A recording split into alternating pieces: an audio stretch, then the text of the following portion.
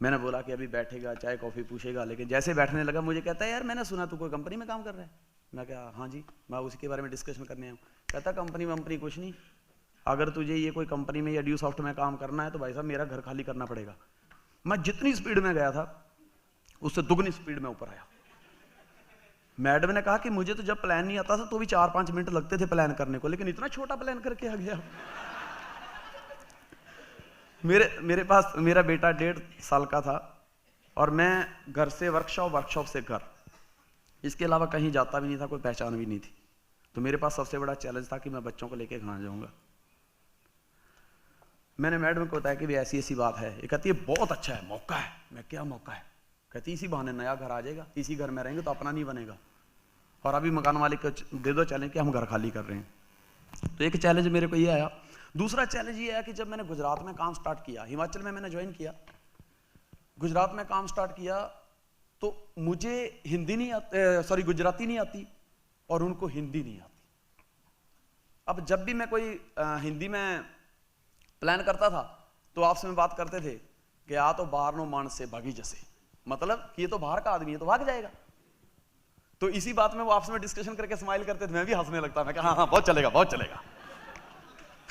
मजा हाँ मजा में। और ऐसे करते करते मतलब, और दूसरा एक इससे बड़ा भी चैलेंज एक और था, क्योंकि मेरे पास मोबाइल नहीं था, मेरे पास कोई बैक सपोर्ट नहीं थी, मेरे फाइनेंशियली इतना स्ट्रांग नहीं था, और मैं मीलों पैदल चला हूँ, बहुत मीलों, साइकिल तक नहीं थी मेरे पास। मैं कई बार लिफ्ट मांगा हूँ, कई बार गाड़ी वालों ने ठुकराया, पैसे लगेंगे, मैं कहा पैसे नहीं है, बोलता चप, गाड़ी में बैठने वाली शक्ल देखी है। यहाँ तक चैलेंज आया कि मैं एक व्यक्ति के घर में, वो पंजाबी था अपना, उसके घर में प्लान कर रहा था, और प्राइमरी फॉलोअप होता है, तो मैं प्लान करने के बाद फॉलोअप ले रहा था, डिस्कशन चल रही थी, तो वो आया, उसने मेरे को कॉलर से पकड़ा, मेरी किताबें उठा के बाहर फेंक दी, कहता हमको नहीं मरना, करोड़पति निकल इधर से। ये जो कॉलर से पकड़ा, किताबें बाहर फेंक दी, मेरे लिए ये चैलेंज नहीं था। मेरे लिए चैलेंज क्या था कि मेरे साथ एक गुजराती भाई, मेरी टीम का बंदा साथ में था। मुझे ये डर था कहीं ये काम ना छोड़ दे। मैं जैसे ही बाहर गया, किताबें उठाई, मैंने अंकल को थैंक्स किया। बोलता है बड़ा बेशर्म है, थैंक्स क्यों बोल रहा है? मैं, कुछ लोग होते हैं प्लान देखने के बाद कहते हैं संडे को आना, अगले मंडे को आना, ये 15 दिन बाद आना, सैलरी मिल जाएगी पापा की, फिर आना। मैं क्या करना उन्होंने है नहीं, 6 महीने सिर्फ बहाने ही बनाते रहते हैं, धक्के खिलाते रहते हैं। अंकल मैं क्या, आपका ना करने का जो स्टाइल था वो सही नहीं था, लेकिन आपने मेरा समय बचाया है, उसके लिए बहुत बहुत शुक्रिया। इतना बोल के मैं वहां से निकला। मेरी टीम का बंदा कहता सर आपके गले से इधर से पकड़ा और से फेंका, क्यों? मैं कहा तेरी वजह से। लीडर का काम क्या है? सिचुएशन को हैंडल करे। खाली काला कोट और पैंट पहन लेने से आदमी लीडर नहीं हो जाता। मेरे को एक ना घटना याद आ रही है, 2 हिंदुस्तानी अमेरिका में जाते हैं, जल्दी में होते हैं, तो वो एक तंदूरी चिकन ऑर्डर करते हैं, ऑर्डर जल्दीबाजी में होते हैं, दोनों के पास वो चाकू छुरियां आ जाते हैं, चम्मच खाने लगते हैं। खाते खाते जब वो मुर्गे के सेंटर तक पहुंचते हैं तो देखते हैं कि एक चूहे का छोटा सा बच्चा, इतनी लंबी पूंछ, वो बीच में पड़ा हुआ है। उन्होंने वेटर को बुलाया, ये क्या है? वेटर ने आया, ऐसे ऐसे देखा, उठाया, अदरक की डली सर, अदरक की डली। और ये सब कैमरे में देखा जा रहा था। वो आपस में थोड़ा डिस्कशन करने लगे, यार ये नहीं, ये तो चूहा था। बोला साहब मुझे आपको खाना सर्व करने के पैसे मिलते हैं, चूहे खाने के नहीं। ऐसा बोल के वो दोनों चले गए, हिंदुस्तानी पॉजिटिव हो गए, निकल गए। लेकिन मालिक ने उसको बुलाया, पास में खड़ा करके बोला यार ये सब देख रहा हो, सही में वो चूहा था, तूने खाया क्यों?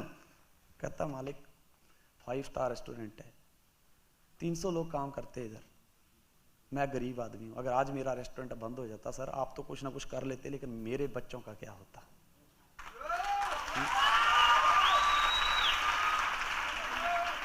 मालिक उठा, अपनी कुर्सी पे बैठाया, बोला तू इस कुर्सी पे बैठने का हकदार है, और उसको खुद को एक होटल खोल के दिया। लीडरशिप ये होती है। काला कोट पैंट पहन लेना लीडर नहीं है, लीडर वो है जो सिचुएशन को हैंडल कर ले। मेरे पास उस टाइम व्यक्ति था, मुझे कहता है कि सर वो किताबें फेंक दी, और सर मैं कहा तेरी वजह से। मुझे समझ आ गई कि गुजराती भाई, इसको हिंदी समझ नहीं आई, पंजाबी समझ नहीं आई, तो मैं कहा मौका है डालो। बोला क्यों? मैं कहा देख 70 साल की उसकी उम्र, आंखों पे इतना मोटा चश्मा, वो ऊपर रह गया था, वो ऊपरी फ्लोर से आया, आप कहते हैं मैं बूढ़ा हो गया, ऊपर जाऊंगा, चश्मा लाऊंगा, ये छोटी छोटी किताबें लेके आया, तुमको बोला ना बड़ी प्रेजेंटेशन बुक लेके आना, लेके जाओ इसको।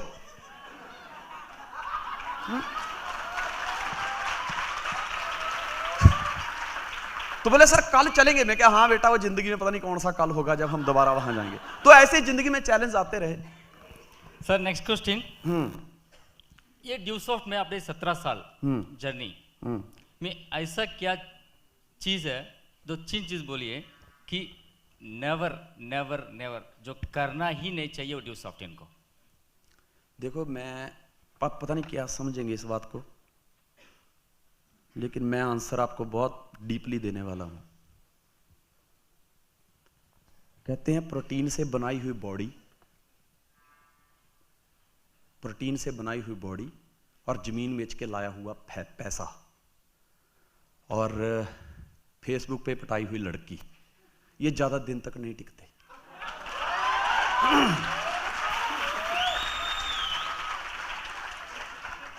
मैंने देखा है कई बार हम जब 3 नेवर की ट्रेनिंग लगाते हैं तो वो सबसे ज्यादा होते हैं।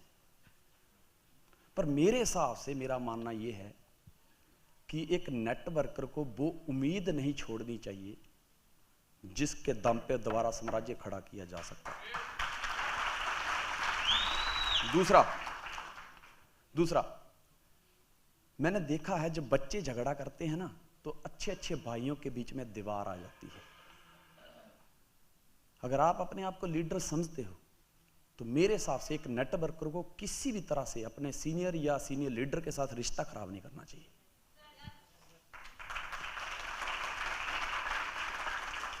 बाकी अगर नहीं करने वाली बातें करेंगे डिस्कशन तो 15 दिन इसी पे चलेगी। आगे चलिए। ओके, अभी नेक्स्ट क्वेश्चन सर, यहाँ पे अनुराग सर भी बोला था कई लीडर्स का, जो बड़े बड़े महान लीडर्स का एग्जाम्पल दिया, तो प्रशांत सर का, सुधांशु सर है, विजय सर है, और सबका जो लोबना सर का सबका जो एग्जाम्पल दिया था, उन्होंने फिर से जो शुरू किया था उसका अभी एक क्वेश्चन है। ये एक लीडर ड्यूसॉफ्ट शुरू करते हैं, फिर उसका टीम बहुत अच्छा चलने लगते हैं और बहुत ऊंचाई पे पहुंच जाता है वो। अचानक क्या करते हैं, वो नीचे जो लीडर है वो काम नहीं करते हैं या ड्यूसॉफ्ट छोड़ देते हैं या कुछ और काम करने चले जाते हैं, तो बिल्कुल जीरो पे आ जाते हैं। उस समय वो लीडर को ऐसा क्या डिसीजन लेना पड़ेगा कि वो फिर से बन जाए, जैसे प्रशांत सर का नाम लिया था उसी तरह। देखो मैंने एक चीज देखी है कि लोग टास्क ओरिएंटेड होते हैं। मेरी अपलाइन ने जब कहा कि संजय दीवान 2 प्लान करने हैं तो मैं 2 ही प्लान करता, तीसरा कभी करता ही नहीं था। मुझे लगता कि यही काम है, यही बिजनेस है। लेकिन मैं इतना देखा है कि अगर अपनी आप टीम को बिजी रखोगे ना तो टीम जल्दी डेड नहीं होती। टास्क उसको दे के रखने चाहिए। हर बंदा काम करना चाहता है, शर्त यह है कि आपको काम करवाना आना चाहिए। एक मिनट, इसका जवाब दूंगा मैं, बड़े अच्छे स्टाइल से दूंगा। एक गुरु और शिष्य होते हैं। शिष्य शिक्षा लेने के बाद गुरु दक्षिणा देता है और कहता गुरु जी आशीर्वाद दो कि मैं पूरी जिंदगी खरा उतरूं। गुरु ने एक बात बोली, बेटा देख जिंदगी जो है ना वो चैलेंज से भरी हुई है। कभी ऐसी कोई समस्या आ जाए कि जिसका तेरे पास समाधान ना हो तो गुरु को जरूर याद करना। बोला ठीक है। अब वो एक दिन जंगल में तपस्या करता है, तो तपस्या में क्या होता है कि जिन प्रकट हो जाता है और जिन सामने से आवाज देता है, हुक्म मेरे आका, अगर मैं फ्री हुआ तो आपको खा जाऊंगा। अब इसने बोला यार ये हुक्म मतलब ये क्या बोल रहा है। बोलता यार मुझे भूख लगी है, तू ना संसार के जितने अच्छे अच्छे फल हैं मेरे को लाके दे। जिन गया और जिन था 5-7 मिनट में उसने सब फल वल ला के ढेर लगा दिया। फिर बोला हुक्म मेरे आका, जल्दी बताओ, अगर मैं फ्री हुआ तो मैं आपको खा जाऊंगा।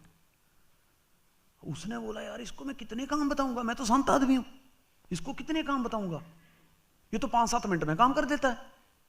उसने बोला कि ऐसा है कि मैं बरसों से यहां तपस्या कर रहा हूं, बदन पे मिट्टी बहुत पड़ी है, जाओ त्रिवेणी संगम से पानी लेके आओ।